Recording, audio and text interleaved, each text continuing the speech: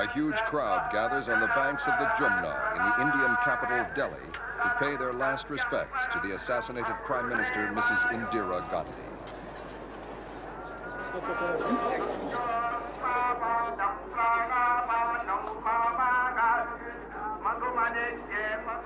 The shooting of Mrs. Gandhi at the end of October by Sikh extremists sent shockwaves through India and around the world. She had been a well-known and respected figure on the international stage for more than 2 decades.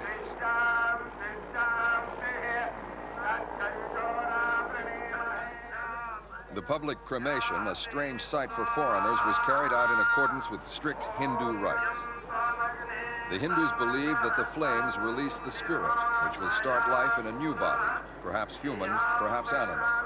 This belief helps to soften the sense of loss.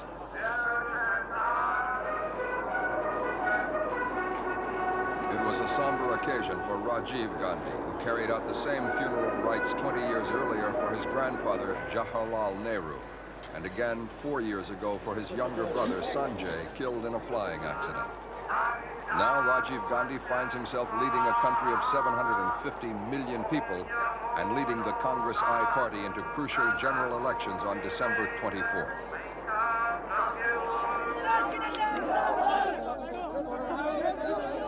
One of Rajiv Gandhi's main tasks in the run-up to the elections is to control the anger of Gandhi supporters.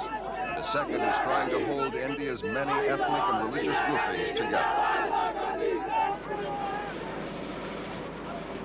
The fury of Mrs. Gandhi's followers after her assassination was perhaps understandable, but their revenge was terrible.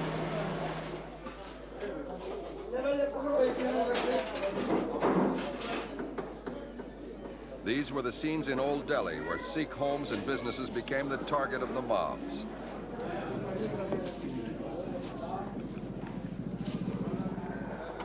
In outlying villages, the pattern of violence was repeated. Many Sikhs claimed later that police failed to prevent the attacks on their homes and families and actually stood by watching as people were brutally beaten. Sikhs were humiliated, their long hair and beards hacked off. Villages where Sikhs and Hindus had lived side by side in harmony became places of mistrust and fear.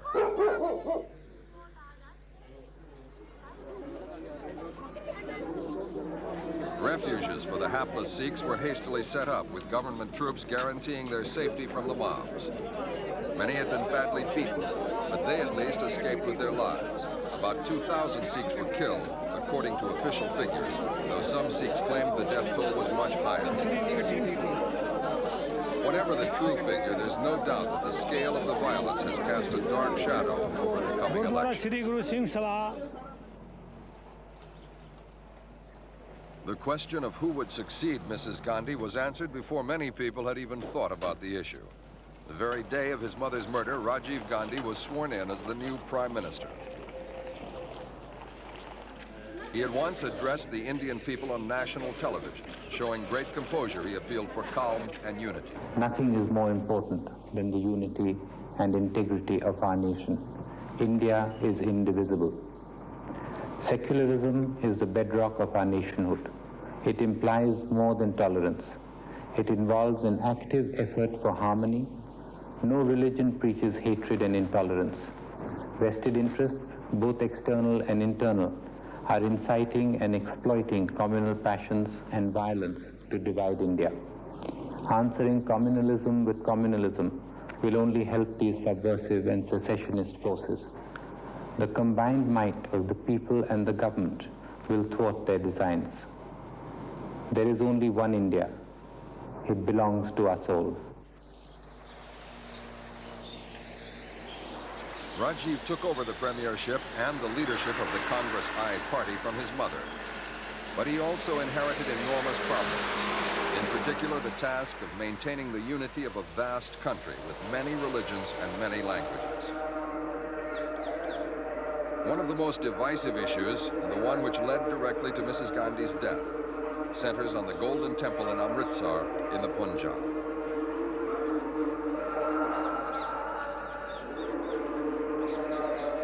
The Golden Golden Temple, the holiest shrine of the Sikh community, was badly damaged in June when Mrs. Gandhi sent in troops against militant Sikhs who had turned the temple into a fortress.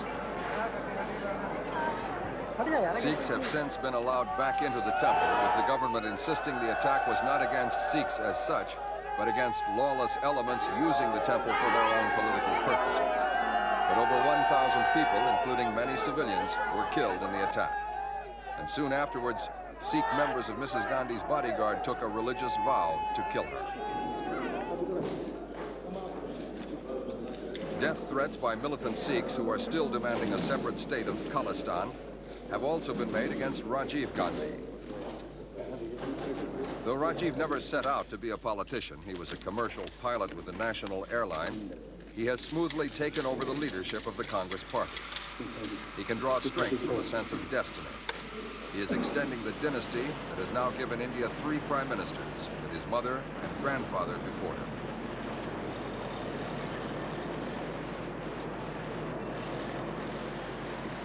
If he is to survive, though, and develop as a national leader, Rajiv must also be seen as his own man. Conscious of this, he has stated publicly that changes must be made in the administration and the Congress Party itself.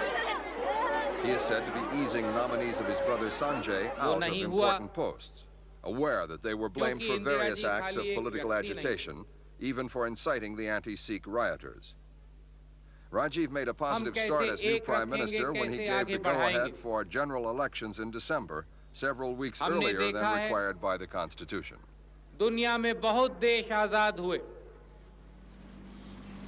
There are 542 seats in the lower house of Parliament. Rajiv's task is to preserve the Congress Party's good election record, 5 victories in 6 general elections since independence.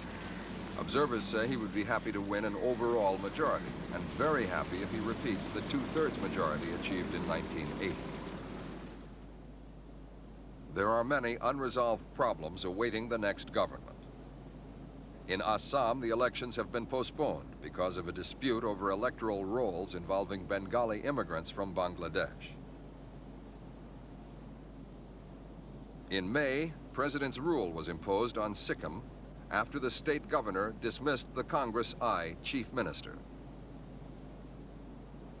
There is still a huge army presence in Punjab after the Sikh revolt, and the voting has been suspended here too.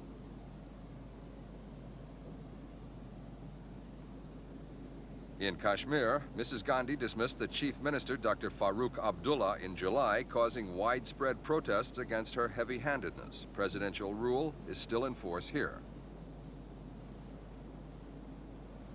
There has been an even sharper clash between state and central government in Andhra Pradesh, where a strong reaction against Mrs. Gandhi's political maneuverings made a local hero out of Chief Minister N.T. Rama Rao.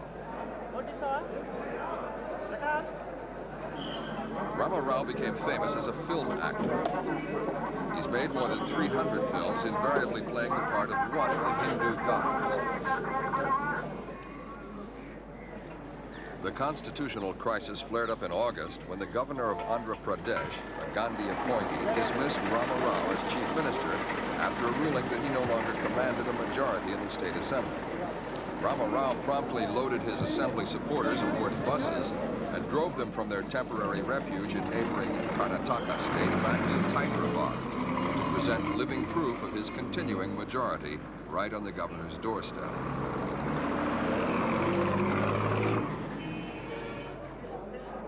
It was a marvelous publicity coup. Rama Rao was duly reinstalled as chief minister in September, to the delight of his supporters and to the annoyance of Mrs. Gandhi. The Rama Rao affair was an example of one of the main criticisms of Mrs. Gandhi's administration, her deliberate policy of using dubious political ploys to weaken her opponents in the state governments. This conflict between the central government and the states has become a major election issue.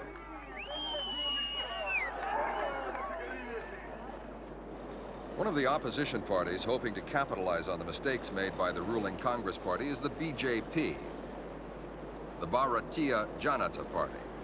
It broke away from the main Janata grouping, which defeated Mrs. Gandhi in 1977 after the poor Janata showing in the 1980 elections.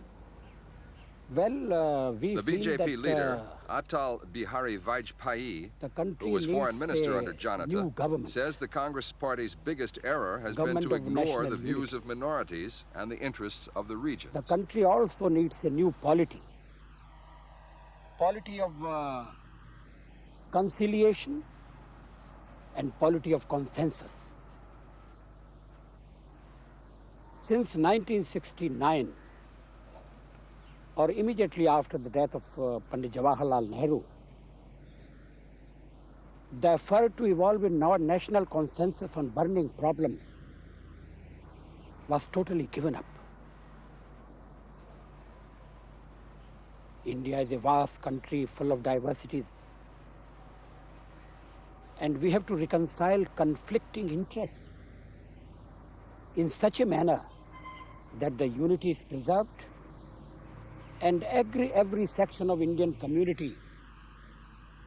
We have different religions, we have different languages. They all feel that they have a stake in the system. That national consensus was destroyed. It has to be rebuilt. Is it possible that the opposition parties may form a coalition to present a united front to Rajiv Gandhi?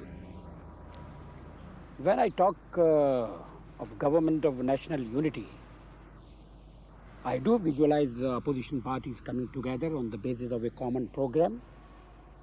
But that common program will be more positive this time, because we will not aim to remove something, but to usher in something. Democratic institutions are to be reconstructed. The demoralized civil service has to be given the confidence. Center-state relations are to be put on an even keel. That cannot be done by the new government headed by Rajiv Gandhi.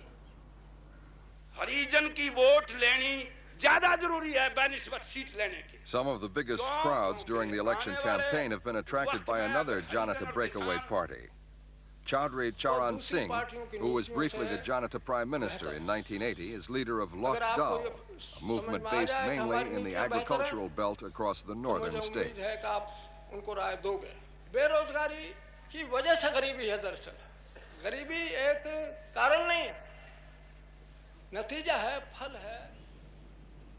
A new name, the Dalit Mazdur Kishan Party, has been adopted by a hastily arranged coalition of Lok Dal and several small parties representing farmers and agricultural laborers. But the Electoral Commission ruled that the formation of the DMK party came too late, and the campaign is being fought under the old Lok Dal banner. The opposition parties have failed to reach agreement on a broad united front against Rajiv Gandhi. It was perhaps opposition to Mrs. Indira Gandhi as an individual that brought about the formation and the victory of Janata in 1977. The residual Janata party, led by Chandra Shekhar, holds only 21 seats in the outgoing solution government. of all the problems of this country. I think that solution lies in the awareness of the people. Despite Chandra Shekhar's personal prestige, though, the influence of Janata, it means the party of the people, now survives as a political force in a few states, rather than as a national movement. A new challenge to the Congress party comes from within the ranks of the Gandhi family itself, from the widow of Sanjay Gandhi. Maneka Gandhi is a determined 27-year-old who decided to make a political career of her own after the untimely death of her husband.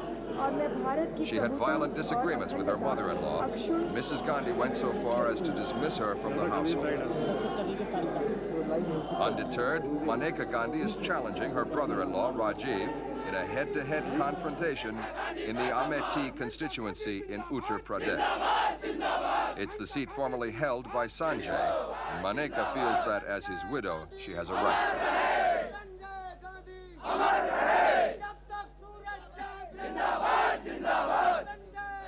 Maneka Gandhi has strong views on the Congress party, which she says has failed in its main duty to govern. I don't even think there is a ruling Congress I party. I think it's just a collection of ticket seekers and election winners or election losers, you know.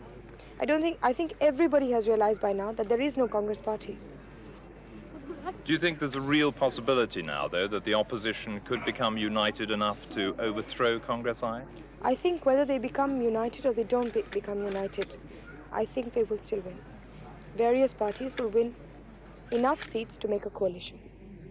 How do you feel about Rajiv being put in as Prime Minister so soon after his mother's death? Well, apart from being immoral, it's also illegal.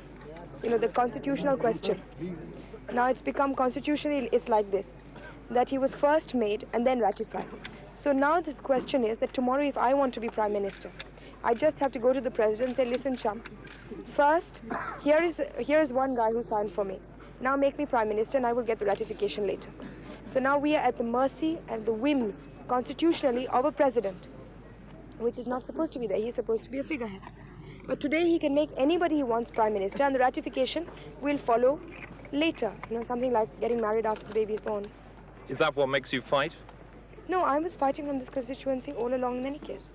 I just feel my position is much stronger now because of the illegality of the whole thing. Nobody here is stupid. There's a concerted attempt by the media, government media, to play upon Mrs. Gandhi's, death. People, yes, have a great deal of sympathy for Mrs. Gandhi, but I don't think the sympathy is going to translate even to 1% vote. Whatever vote the Congress is going to get, it's going to get. They're not going to get 1% more because of, Mrs. Gandhi's demise.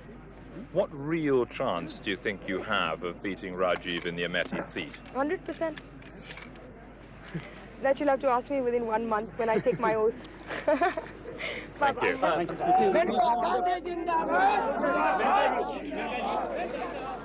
It's the farming states of northern India which are the battleground in these elections.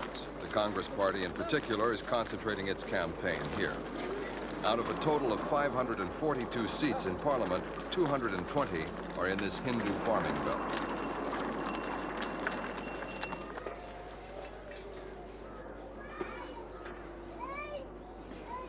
To be sure of returning to power, the politicians must attract the rural vote. 3/4 of India's 750 million people still live in rural areas and depend on agriculture for their livelihood. Despite a steady growth in the economy in recent years, little wealth has filtered down to the people who still earn a meager living in India's underdeveloped countryside.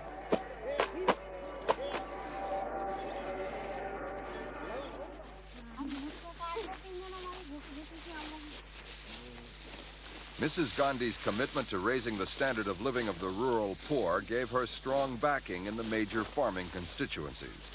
This year, that support has been helped by record grain harvest. Good monsoons and a successful policy of planting high-quality seed are paying off. The trend for food production is upwards, and the government's grain stores are bulging. It's being called the second green revolution, and for the present government, it could translate into valuable votes at the polls.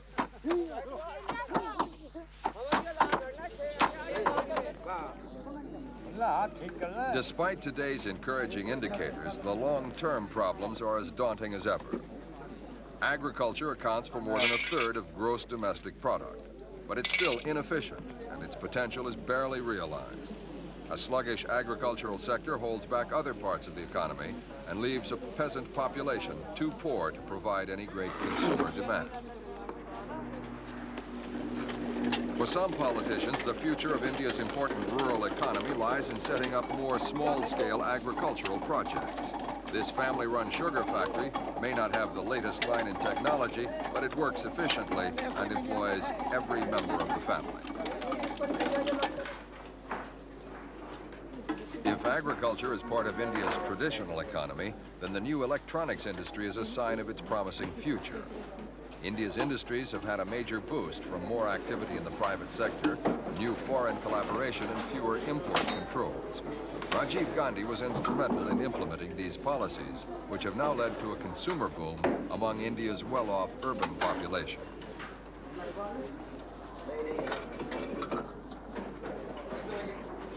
Rajiv Gandhi has also given the go-ahead to import computers and taken steps to modernize India's poor telecommunications system.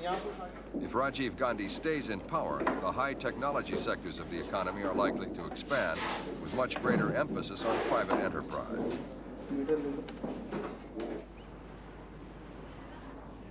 With some political successes at home, Rajiv may find foreign relations and the problems on India's border more thorny problems. These Indian Tamils are protesting against the continuing sectarian unrest in Sri Lanka, in which hundreds of Tamils have been killed in clashes with security forces. Tamil radicals are demanding an autonomous state in the north of the island, where they form the majority. The question of how far India should support the rebels is a live political issue in the southern Indian state of Tamil Nadu. But Prime Minister Rajiv Gandhi has rejected as ridiculous reports that India is planning to invade Sri Lanka to help set up an independent Tamil state.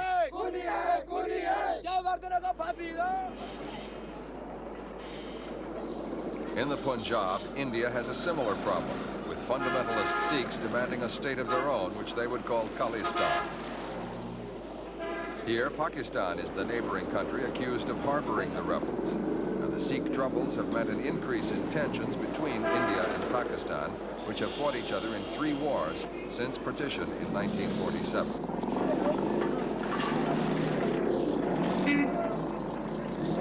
I'm very sorry. At the funeral of Mrs. Gandhi, though, the visiting heads of state included the President of Pakistan, General Zia. We in Pakistan, their neighbors, President Zia indicated that as far as he is concerned, at least, the Sikh problem would not mean a worsening of relations between Pakistan and India. Two countries? No, you can't clap with one hand. We are determined to have good relationship. And we have had some very positive results in the time of Madam Gandhi. And I'm looking forward for a better future with Mr. Prime Minister Rajiv Gandhi. Thank you very much.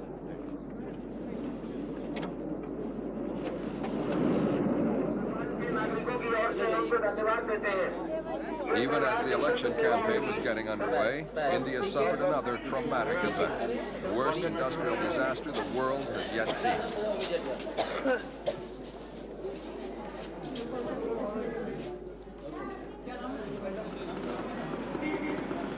Bhopal, an industrial town in the central state of Madhya Pradesh, has witnessed scenes of horrifying suffering.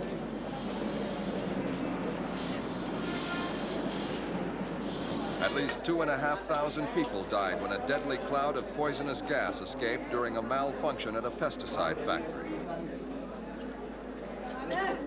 Many thousands more are still suffering from the after effects.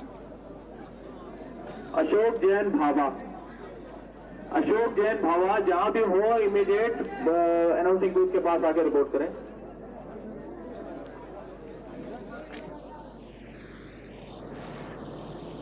The affair has already taken on international ramifications. The American-owned multinational corporation Union Carbide is facing lawsuits for billions of dollars. Inevitably, the tragedy has become a political issue. And if Congress Party state officials are found to be involved, it could spell electoral disaster. Rajiv Gandhi was asked whether he thinks the Congress chief minister should be sacked. Let us first get a proper report on where the responsibility lies. And wherever it lies, we'll take action there. But there has been a report. I believe he has already accepted the resignation of his industries minister. What about Mr. Arjun Singh himself? Let us find out where the responsibility lies. Rajiv's greatest asset in his bid to remain Prime Minister of India is the name Gandhi. Just 2 weeks after the assassination of Indira Gandhi, Rajiv paid his respects at the shrine of his grandfather, Nehru.